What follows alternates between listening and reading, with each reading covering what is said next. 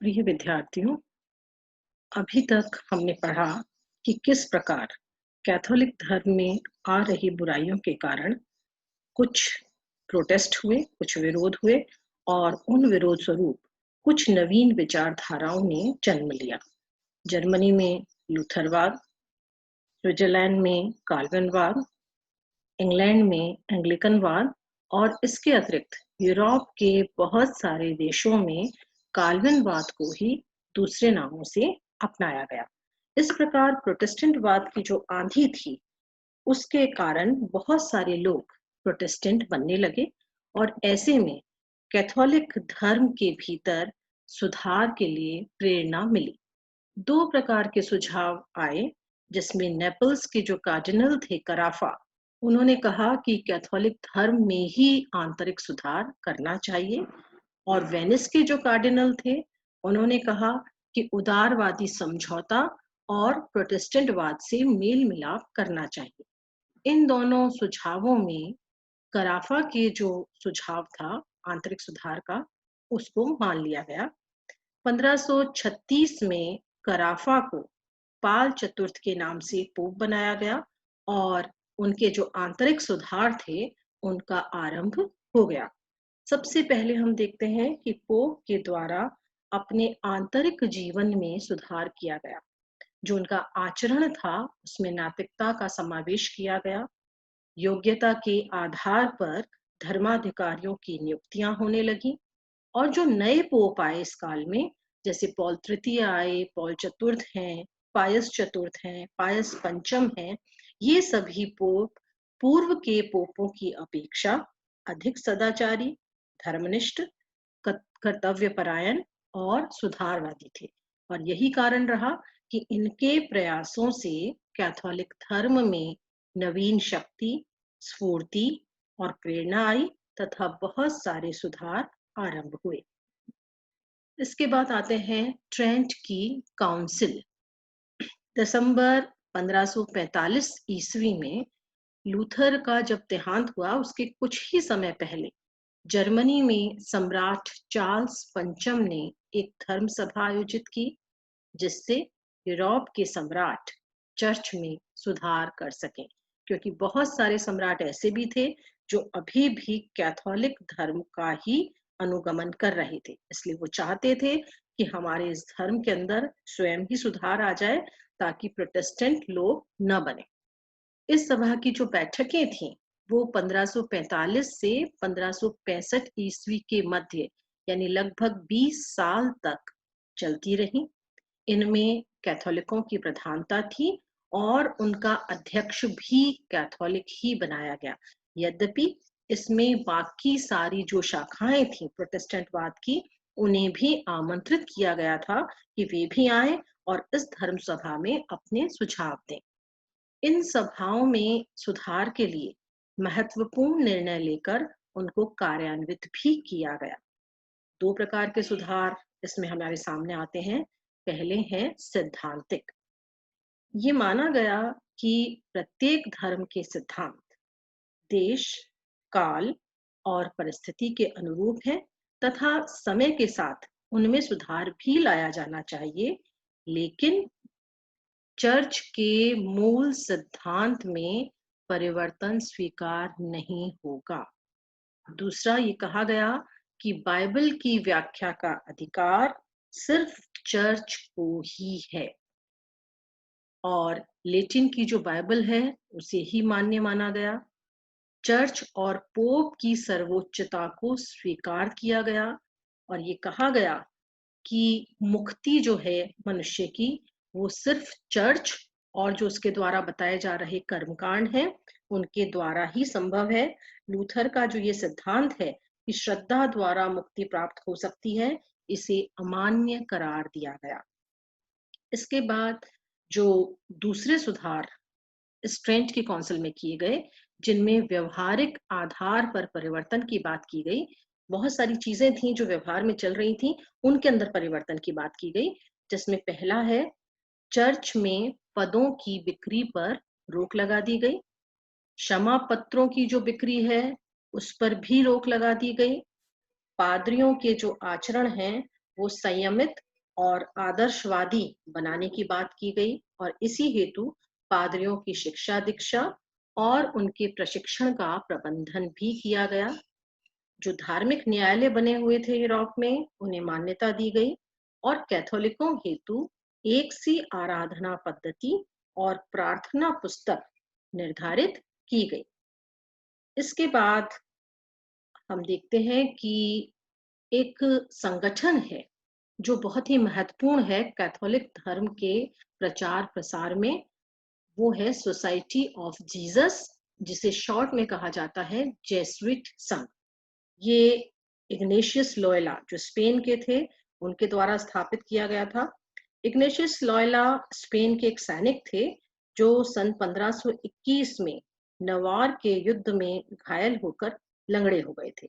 जब वो अस्पताल में रहे तो उनके विचारों में, उनकी मानसिकता में परिवर्तन हुआ और उन्होंने ये निश्चय किया कि अब वो ईसाई धर्म के सैनिक बनकर चर्च की सेवा करेंगे।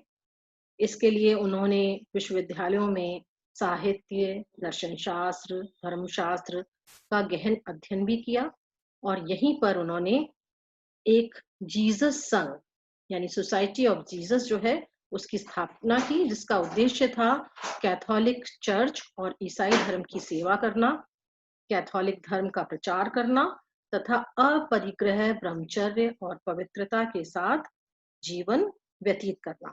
और इनकी जो श्रद्धा थी, भक्ति थी, निस्वार्थ सेवा थी ईसाई धर्म की, उससे प्रभावित होकर पोप पाल तृतीय ने 1540 ईस्वी में इस जेसुइट संघ को स्वीकृति देकर इसे कैथोलिक चर्च के सक्रिय संघ और कार्यकर्ताओं में भी मान लिया।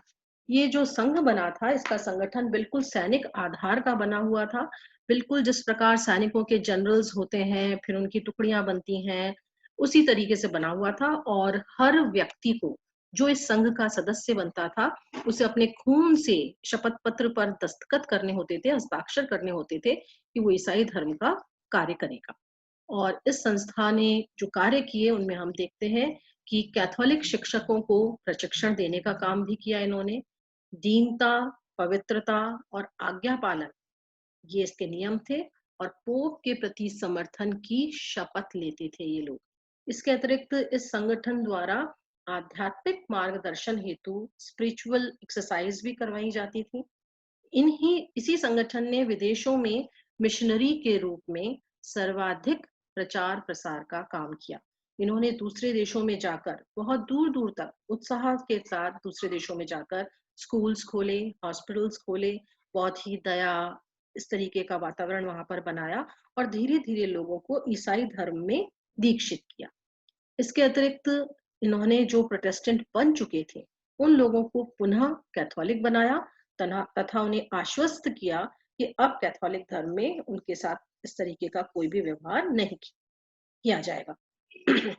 इसके अतिरिक्त एक जो और संगठन है जिसने कैथोलिक धर्म से प्रोटेस्टेंट बनने वालों पर रोक लगाई, वो थे इंक्विजिशंस, जिन्हें धार्मिक न्यायालयों के नाम से जाना जा सकता है। प्रोटेस्टेंट वादियों को आतंकित करने में इसकी भूमिका रही। ये एक तरह से कैथोलिक चर्च के हथियार थे।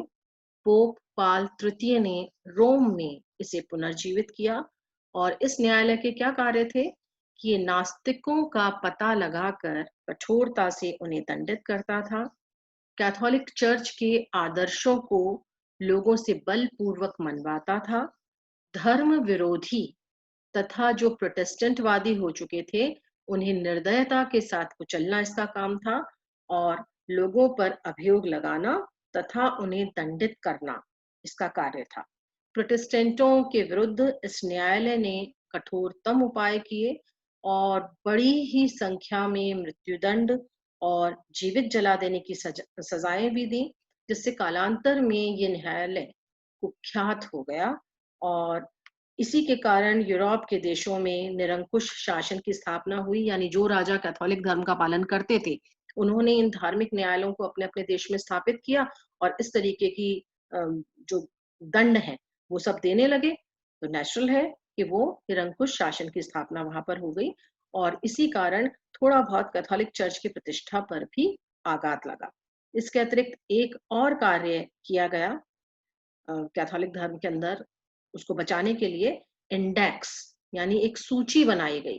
1557 में रोमन कैथोलिक चर्च ने एक सूची जारी की जिसमें वो पुस्तकों के नाम थे जो कैथोलिक चर्च की बुराई करती थी या कैथोलिक लोगों को नहीं पढ़नी चाहिए थी। ये प्रतिबंधित पुस्तकों की जो सूची थी इसे इंडेक्स के नाम से कहा गया। जो पुस्तकें इसके अंदर थी सूची में, वो यदि दुकानों पर थी या प्रेस में थी, लोगों के पास ही जहां से मिल सकी, उनकी प्रतियों को जला दिया गया और ये प्रतिबंध लगा दिया गया कि इन पुस्तकों को नहीं पढ़ा जाएगा। ये जो प्रतिवादी धर्म सुधार आंदोलन है, यानी जिसमें कैथोलिक चर्च ने स्वयं ही अपने अंदर सुधार करने शुरू किए, ये बहुत ही सफल रहा। इसकी सफलता के कारणों में पहला कारण ये है कि यूरोप के अधिकांश लोग क्योंकि कैथोलिक चर्च का पालन कर रहे थे और वो उसके प्रति विद्रोह नहीं करना चाहते थे। तो इसलिए जब धर्म में खुद ही सुधार हो गया, तो विद्रोह की आवश्यकता भी नहीं रही। दूसरी चीज हम देखते हैं कि जो ट्रेंट की सभा के द्वारा जो सुधार किए गए थे, वो बहुत ही प्रभावकारी थे। अभी तक जो बुराइयां थीं, जिन्हें हमने धर्म सुधार आंदोलन के अंतर्गत पढ़ा था, हम देखते हैं कि बहुत सारी बुराइयों को ट्रेंट की काउंसिल ने समाप्त कर दिया था। तीसरा सफलता का कारण ये रहा कि जो जेसुइट लोग थे, उन्होंने पूरी तरह से कैथोलिक चर्च को सहयोग दिया। इन्होंने साम, दाम, दंड, भेद सभी प्रकार की क्रियाएं अपनाकर कैथोलिक धर्म को बचाने में पूरा-पूरा साथ दिया। इसके बाद आती है बात कि कुछ शासकों के द्वारा भी कैथोलिक चर्च को सहयोग दिया गया, जिसमें स्पेन और फ्रांस, ये मुख्यतः इन देशों के नाम लिए जा सकते हैं। आपको मैंने बताया था धार्मिक न्यायालयों में कुछ कैथोलिक राजाओं ने अपने-अपने देशों में भी इस तरीके के न्यायालयों की स्थापना की थी और जो लोग कैथोलिक धर्म छोड़कर दूसरे धर्म का पालन करना चाह रहे थे, उनको उन्होंने दंडित किया था और उनके इन कठोर दंड से घबराकर लोगों ने अपना धर्म छोड़ने की बात सोचना भी छोड़ दिया। तो इन राजाओं का सहयोग भी इसकी सफलता का कारण बना। इसके बाद पोप का जो सादा और सदाचारी जीवन था, वो लोगों के लिए आदर्श किया का विषय बन गया और जब वो खुद ही अच्छा हो गया, तो ज़रूरत नहीं थी कि कैथोलिक धर्म को छोड़ा जाए क्योंकि जो नेता है, जो नायक है, वो बहुत ही सदाचारी जीवन व्यतीत कर रहा है। और इसके साथ ही अंतिम कारण ये रहा कि मार्टिन लूथर, जिन्होंने प्रोटेस्टेंटवाद को इतना ज़्यादा फ्लरिश किया था, इतना ज़्यादा विकसित किया था, उनकी मृत्यु के साथ ही प्रोटेस्टेंट धर्म में स्वयं ही दुर्बलता आ गई। तो हमने देखा कि धर्म सुधार आंदोलन, उसके बाद प्रतिधर्म सुधार आंदोलन, इन सब धर्म सुधार आंदोलनों का यूरोप पे एक बहुत बड़ा प्रभाव पड़ता है। एक तो यूरोप का ईसाई जगत 2 भागों में विभक्त हो गया, कैथोलिक और प्रोटेस्टेंट।